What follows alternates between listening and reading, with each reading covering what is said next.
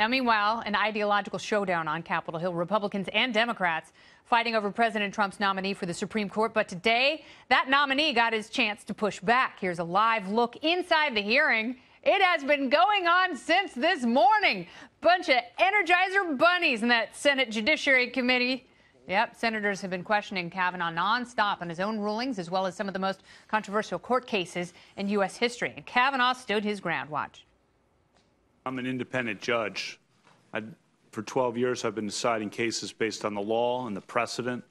What sort of loyalty will you owe to the president? If confirmed to the Supreme Court and as a sitting judge, I owe my loyalty to the Constitution. What would you say your position today is on a woman's right to choose? As a judge, it is an important precedent of the Supreme Court. By it, I mean Roe v. Wade and Planned Parenthood versus Casey.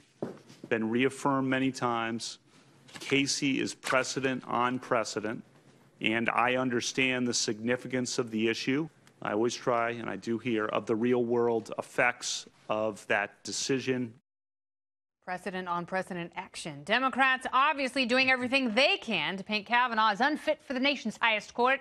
Republicans looking to get him confirmed as soon as possible. Protesters once again doing everything they could with those cute little hats to gum up the works. Oh, those handmaids. But at the end of the day, the only thing that matters, would Judge Kavanaugh be a fair and competent jurist? Joining me now, former chief speechwriter for George W. Bush and Main Street columnist at the Wall Street Journal, Bill McGurn. Let's learn with McGurn together, shall we? Welcome back, Bill. Thank you. So let's talk about this a little bit, because there were a lot of questions about self-pardoning and presidential subpoenas. How did this nominee comport himself? I think he comported himself very well. It's sort of with the Ginsburg rule. I'm not going to give you how I would rule in any particular case, but he explained his judicial philosophy. His judicial philosophy is available for anyone who wants to read his 300-something opinions there. Look, all these people, you mentioned the handmaids, Tina was showing, I don't know why the left loves costumes so much, right? Yes. They all show up I went to the Women's March.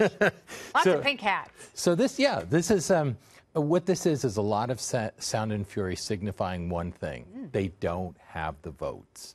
And Mitch McConnell, in the beginning we heard all these Republicans who might go south, Rand Paul, Susan Collins, none of them are abandoning. Mitch McConnell's keeping his caucus together, and so none of this matters. And I believe not only will Brett Kavanaugh win nomination, he's going to get a few Democratic votes. I wouldn't be surprised if he got a few Democratic votes. I also wouldn't be surprised if one or two of those Republicans peeled off if they knew that his confirmation was safe, so they could go back to their constituencies and do what Joe Manchin and Heidi Heitkamp want to do with theirs. And it's interesting because people seem very outraged here. There are a lot of protests. I was talking with Senator Lindsey Graham last night.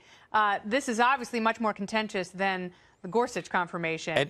Isn't this interesting? Last week, for the week-long John McCain burial, we had all these lectures on civility. And this week, we have this disruption of the process and interruptions and so forth. Again, there's a lot of interesting questions you could ask Brett Kavanaugh. He also is probably the one candidate on that whole list that Donald Trump has who's probably most suited to deal with this, in that he was through the Alito confirmation and the Roberts confirmation as a White House staffer when I was there, and probably asked some of the questions. So they're just not going to trip him up. He's a very capable and smart individual. They're trying to portray him as this misogynist. He shows up with his beautiful wife and two beautiful daughters.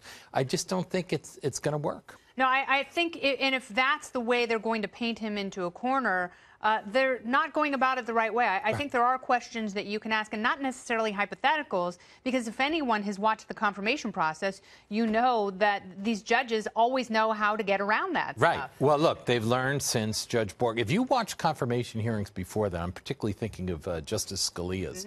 He was very forthright in discussing his philosophy. The lesson since Bork is clam up, don't talk about a lot of things, and just endure the hearings and get through. And especially for a Republican, you don't want to give them an aha moment where they jump all over you. And they've mastered the lesson. Bork, he was smart. He was right about the FISA court. He was right about most things. Sure got borked out of the high court. That's right. Bill McGurn, thank you so much. Thank you. Good to see you again. Very good.